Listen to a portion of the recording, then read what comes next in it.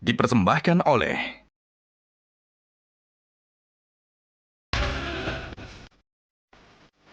panelis kita hari ini. Setiap penggantian menteri seringkali berubah gitu kurikulumnya.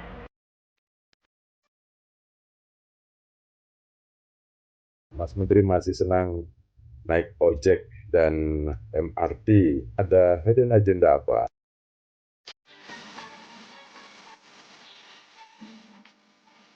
Ketika ada seorang guru foto bersama karena katanya tai lalatnya sama dengan Pak Menteri ada di atas bibir. Apa makna tai lalat yang ada di wajah Pak Menteri?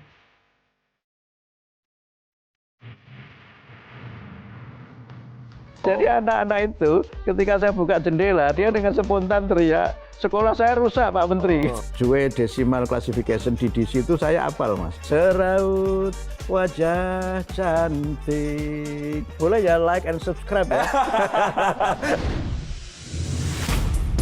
Gajah Duduk dipilih karena sudah lama hadir dalam mewarnai perkembangan berbusana di Nusantara dan telah melekat di hati lapisan konsumen secara turun-temurun.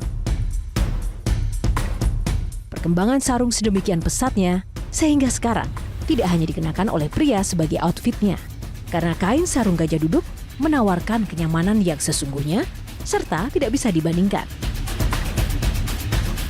Hal ini sesuai dengan tagline kita, Legenda Nusantara, bahwa sarung adalah budaya kita, sarung adalah Indonesia. Selamat malam pemirsa, Anda menyaksikan salah satu program unggulan Metro TV Q&A, karena setiap pertanyaan selalu ada jawaban. Kali ini bersama saya Jason Sambo, dan yang spesial kali ini kita tidak di studio, tapi kami sudah hadir di salah satu kantor kementerian, yaitu Kementerian Pendidikan Dasar dan Menengah alias Kemendikdasmen. Dan kali ini kita akan mengetahui lebih dalam lagi sosok pucuk pimpinan tertinggi dari Kementerian Mendikdasmen yang memang banyak mengurusi soal pelajar-pelajar dan juga pengajar di Indonesia. Seperti apa sosoknya dan apa contoh-contoh dan juga legacy yang mungkin bisa kita contoh sebagai masyarakat? Selengkapnya dalam Q&A, karena setiap pertanyaan selalu ada jawabannya. Assalamualaikum Pak Menteri. Waalaikumsalam warahmatullahi wabarakatuh. Pak Menteri, makasih banyak ya sudah menyambut teman-teman dari Q&A untuk bisa main di kantornya Ya, Mendikdasmen ya terima Pak. kasih sudah berkenan hadir. Ini kan Bapak udah ada menyandang status Menteri Mendikdasmen. Betul, Dipanggil ya, Pak ya. Menteri itu masih asing nggak Pak? Atau gimana Pak rasanya Masih Pak? agak jet lag juga. Masih jet lag ya Pak ya? Ya, saya dipanggil profesor atau siapa, tiba-tiba dipanggil Pak Menteri begitu. Wah, ini kok tiba-tiba ganti namanya. Tapi udah mulai nyaman kan Pak? Udah mulai terbiasa Ya, kan Pak? berusaha untuk menyesuaikan diri, terutama dengan berbagai protokol dan ketentuan-ketentuan yang harus saya patuhi sebagai seorang menteri. Nah, ini udah mulai terbiasa, udah mulai inilah ya Pak ya. Apalagi ketemunya sama anak-anak sekolah ya Pak ya. Betul, Ini jadi udah sekolah, harus membiasakan guru-guru, diri. masyarakat ya. Nah, gitulah. Sebelum kita duduk Pak, kita mulai Q&A Ya, ya, kali ini. boleh, Mungkin ya. kita akan nge-games dulu nih. Ada Boleh, rapid boleh. question untuk pemirsa Q&A. Ya, ya, Ini ada oke. beberapa ya Pak. Bapak tebak cepat ya Pak ya. Oke. Yang ya. pertama saya mau tanya, bulu tangkis atau sepak bola Pak? Bulu tangkis deh. Bulu tangkis. Ya. Naik mobil atau naik motor? Motor. Motor, kelihatan. Soto Kudus atau jenang Kudus? Ah, soto lah. Favorit ya Pak? Baca Iya. puisi atau nyanyi? Nyanyi deh. Mengajar atau menteri? Kalau sekarang menteri dong. Kalau sekarang menteri ya Pak ya? Walaupun saya mulai rindu mengajar juga. Tapi bisa dong, berbarengan gitu juga masih bisa Pak? Masih. Kan Masih masih bisa ya? ada ya jadwal untuk saya mengajar. Sebab kalau sudah sepenuhnya tidak mengajar, nanti saya khawatir keilmuan saya mengalami penurunan. Itu juga selain cara untuk saya bisa tetap mengupdate ilmu, juga bisa mentransformasikan ilmu kepada para mahasiswa, dan juga bisa berbagi informasi aktual dari sumber pertama kepada para mahasiswa. Baik, Pak, kita boleh duduk Pak? Silakan Kita duduk, langsung Mas. Silakan. mulai ya Pak. Silakan, Q&A. Ada silakan. beberapa Ya. pertanyaan yang harus kita tanya soalnya ke Ya. seorang Mendikdasmen spesial Q&A kali ini. Pak Menteri, dari semenjak dilantik sampai dengan sekarang, kan tentu banyak program, banyak pekerjaan yang harus segera diselesaikan. Iya, betul. Tapi konsen paling utamanya yang sekarang lagi dilakukan Mendikdasmen apa sih Pak? Yang sudah kami lakukan program prioritas terkait dengan guru. Jadi sekarang terkait dengan guru itu saya sudah ada 4 program yang sudah kami luncurkan. Yang pertama adalah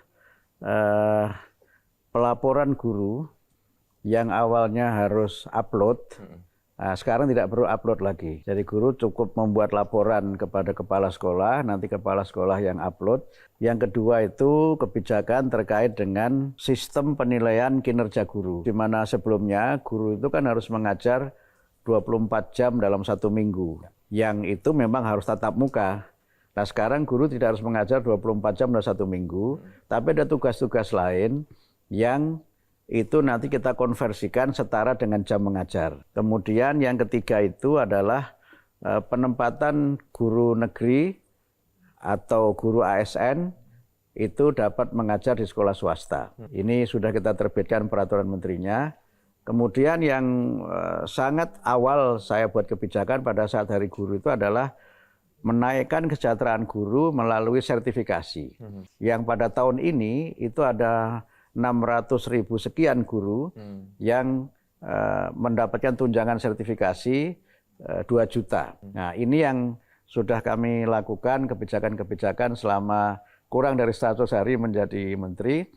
Dan beberapa kebijakan yang juga sudah kami lakukan terkait dengan peningkatan kualitas guru itu adalah pendidikan profesi guru, itu 806.000 sekian guru yang mengikuti PPG. Kemudian dalam pelatihan itu ada 2 yang sudah kami masukkan dalam pelatihan itu. Yang pertama adalah materi bimbingan konseling dan yang kedua materi pendidikan nilai. Nah ini semua berkaitan dengan bagaimana agar guru ini dapat meningkat kompetensinya, meningkat kesejahteraannya, yang dengan itu kemudian mereka dapat mendidik dengan sebaik-baiknya. Sekarang kami sedang dalam proses untuk pendataan bantuan pendidikan bagi guru yang belum D4 atau S1. Kemudian yang kedua program berkaitan dengan pendidikan karakter. Ini juga program prioritas Pak Presiden, juga program prioritas kami. Bagaimana kita memperkuat pendidikan karakter.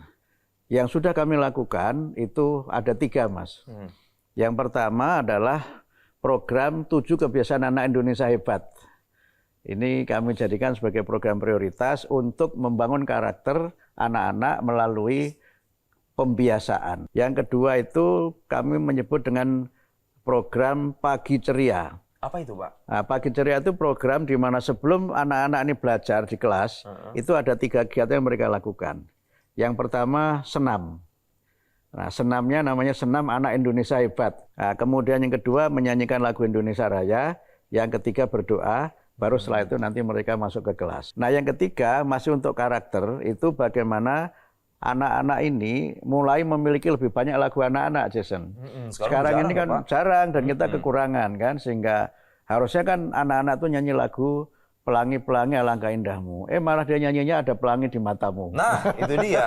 Miris ya Pak kita melihatnya ya. Dan itu sudah kami terbitkan. Jadi sudah ada lomba yang kami selenggarakan. Pesertanya lebih dari 400, tapi kita ambil 10. Dan pesertanya ini kami batasi untuk guru-guru PAUD dan TK. 10 pemenang nanti kita kompilasi jadi album. Nah sekarang saya sedang minta untuk selain yang 10 itu, yang mungkin bagus itu juga bisa nanti diupload untuk memenuhi kebutuhan di TK-TK kita yang kekurangan lagu-lagu yang edukatif untuk anak-anak. Jadi selama belum 100 hari ini saya sudah berkunjung kira-kira ke 7 provinsi di Indonesia.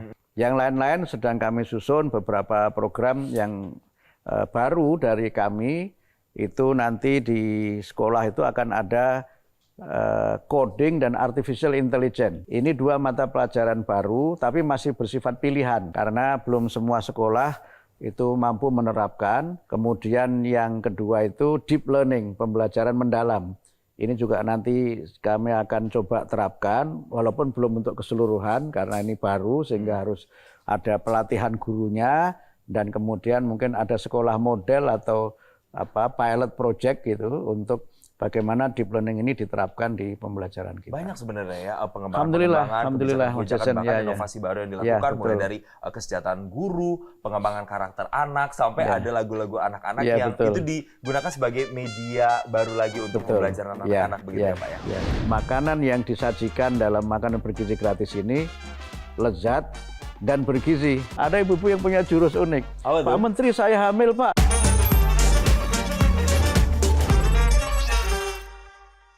Dipersembahkan oleh